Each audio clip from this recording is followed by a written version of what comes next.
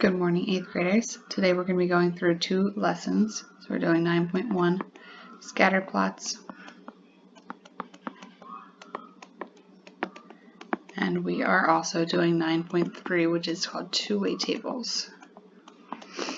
We're skipping 9.2 just for the sake of time since we are almost done the school year. Two-way tables. Okay, so a scatter plot is what you guys made with the hand and foot data that you collected. So a scatter plot is just a graph that shows the relationship between two data sets. So the two data sets are graphed as ordered pairs in the coordinate plane. Okay. So these down here are three examples of scatter plots, and they show the three kind of relationships that we're going to be talking about. So you have a positive relationship, no relationship, or a negative relationship. Okay, up at the top we've got three sets of data, and then we're going to be talking about which one of those would go with each of those scatter plots. Okay, so we're looking at A, month of birth and birth weight for infants. So that's saying that your birth weight is dependent on your birth month. Okay, so if you're born in January, your birth weight would be dependent on that. So we know that that's not true. Birth weight does not have anything to do with what month you were born. So that would be no relationship. So that would be the one in the middle.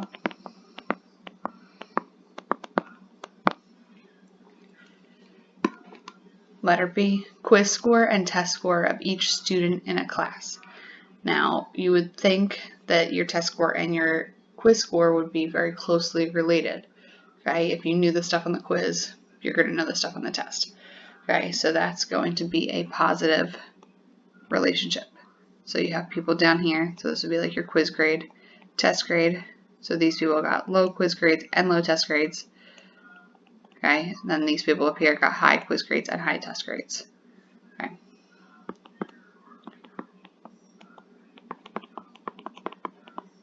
And then the age and value of laptop computers. So this would be age, and this would be value. So as a laptop gets older, the value is going down.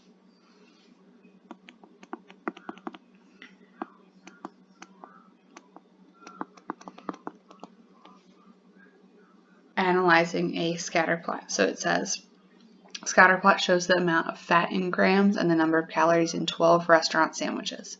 How many calories are in the sandwich that contains 17 grams of fat? So we have fat over here and calories over here. So it says how many calories are in the sandwich that contains 17 grams of fat. So looking down here at fat, we're trying to find 17, which will be somewhere in here. So that's this one. So that's 400 calories.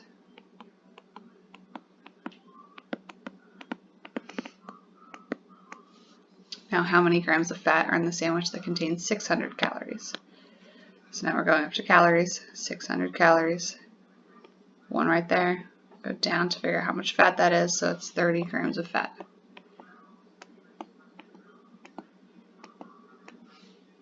What tends to happen to the number of calories as the number of grams of fat increases? So that's asking what the relationship is like.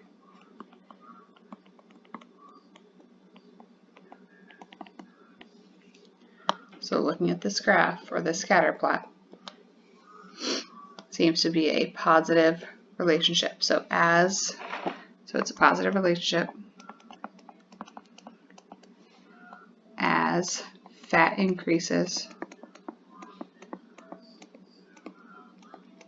the calories increase.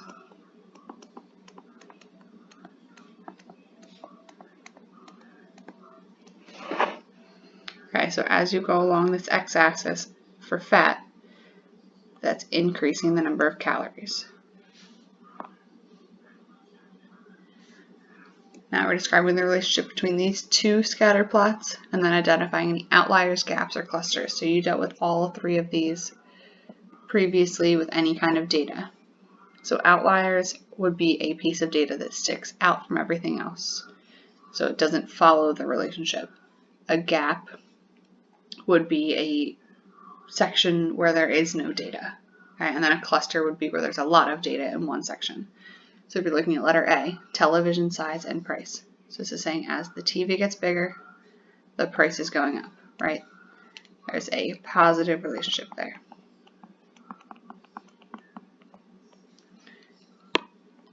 Now identifying any outliers.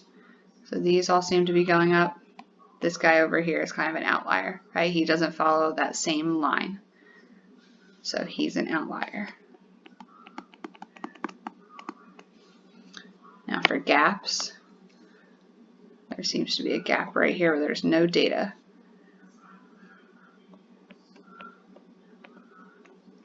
And then clusters would be here. Okay, there's a lot of data in that one little section. Now looking at letter B, the age of a person and the number of pets that they own. So it's saying this is the age.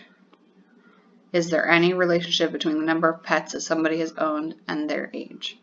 Okay, you can see by this scatter plot, everything's all over the place. So there is no relationship. And then there's also no real outliers, no gaps, no clusters. Okay.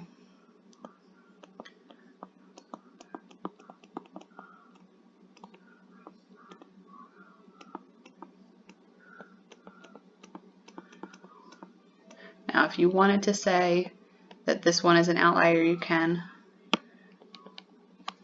But really, we're looking at 0 pets to 6 pets. Right, and there are people who have 4 pets, so 6 isn't a huge outlier, but you can identify that. That wouldn't be wrong. Okay, now we're making a scatter plot of the data and describing the relationship, and then identifying outliers, gaps, or clusters. So we've got the study time of a student and their test scores. Okay, now just thinking about that, initially you would assume that if somebody spends more time studying, they're going to get a higher test score. Okay. So we are going to put their test score up here, and then their study time down here.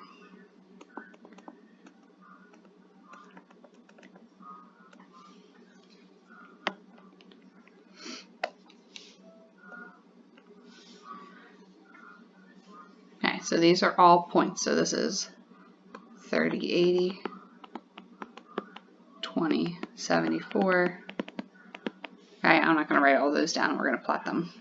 So I need to figure out what my x-axis needs to be counting by to make it the easiest to plot everything. So I want to look at where my smallest piece of data is and my largest. So we've got from 10 to 120.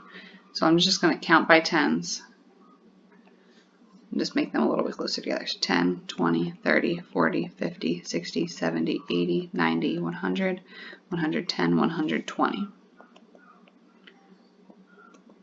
I'm not going to label every single one because it's going to become a little crowded down there. We've got 100 over here and 120. Now looking at the test scores, they range from 62 all the way up to 97. So I'm just going to count by tens over here. So 10, 20, 30, 40, 50, 60, 70, 80, 90, and 100.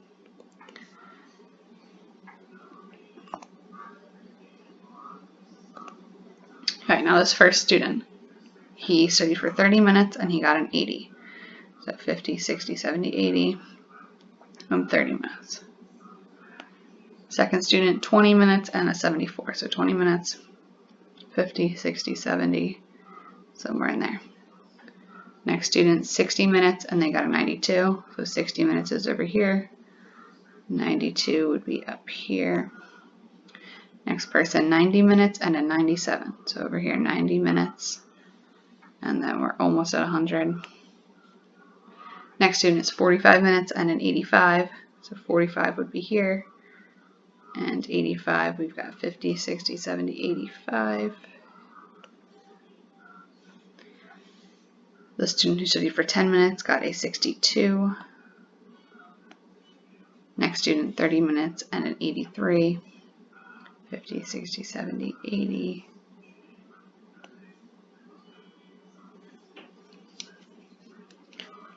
Next student, 75 minutes, ended 90.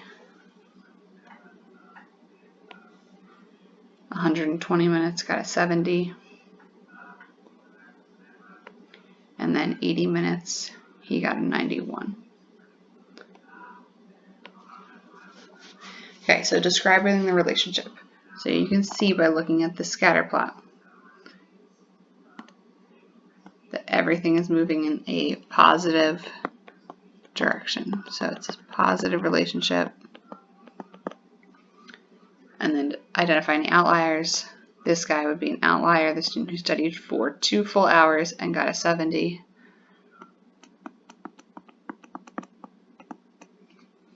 Then gaps or clusters.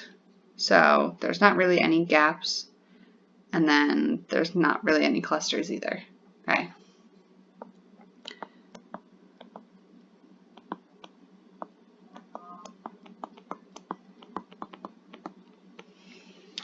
Okay, now we're moving on to two-way tables.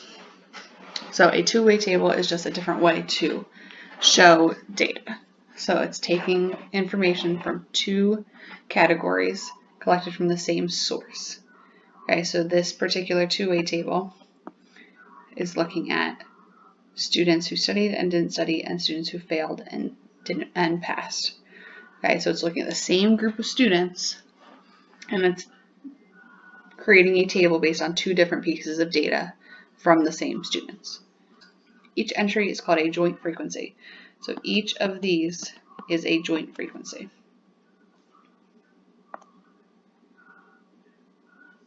Now finding marginal frequencies. So that just means you're adding up all of the columns and rows. So you create an extra section on the sides. Usually it's created for you. And then you just add everything. So 21 plus 22 students, 23 students total passed. If you're looking at the failed row, 1 student, 6 students, 7 students failed. Looking at the students who studied, 21 passed, 1 failed, so 22 students studied. Did not study, you have 2 here who passed, 6 here who failed, so you have 8 students total who didn't study. Now when you look at this bottom corner, you should add this number, you should get a number here for the sum, and then this number and this number will also equal the same. Okay? So it says how many of the students in the survey studied for the test and passed. So students who studied are here, and students who passed are here from the ones who studied. So you have 21 students who studied and passed. You randomly survey students in the cafeteria about their plans for a football game and a school dance. The two-way table shows your results. So how many students will attend the dance, but not the football game? So looking, attending the dance, but not attending the football game. And the next one, find and interpret the marginal frequencies for the survey. So you add the little extra spots. 35 and 5, we have 40. 16 and 20, you have 36. 25 and 51. So then you add them together, so you have 76. And make sure when you add this and this, you also get 76. Now you have to interpret. So what do all of those numbers mean? So you've got 40, so 40 students attended the dance. 36 students did not attend the dance.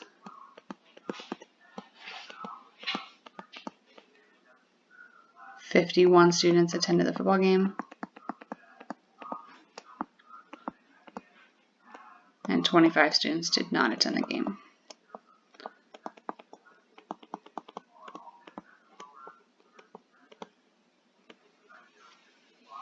This bottom corner is always the total, so this is the total students surveyed.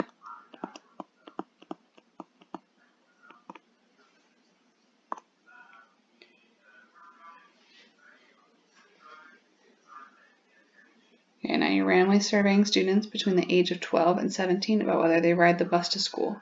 The results are shown in the tally sheets to make a two-way table that includes the marginal frequencies. Okay, so we've got their age, so 12 to 13,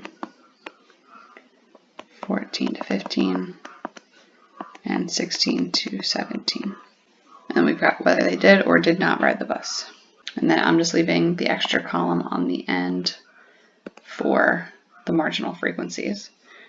Okay, and then there's also going to be a section down here for the marginal frequencies. Okay, so these are students that do ride the bus and do not ride the bus.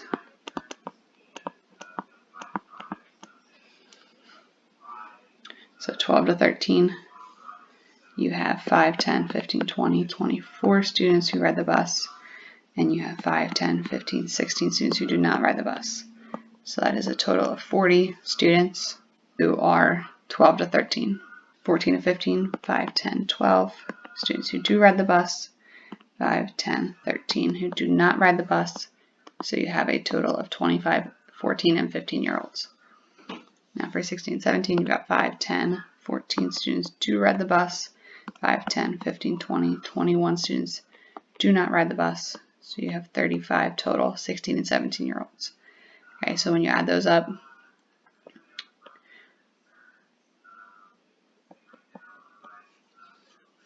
you have 100.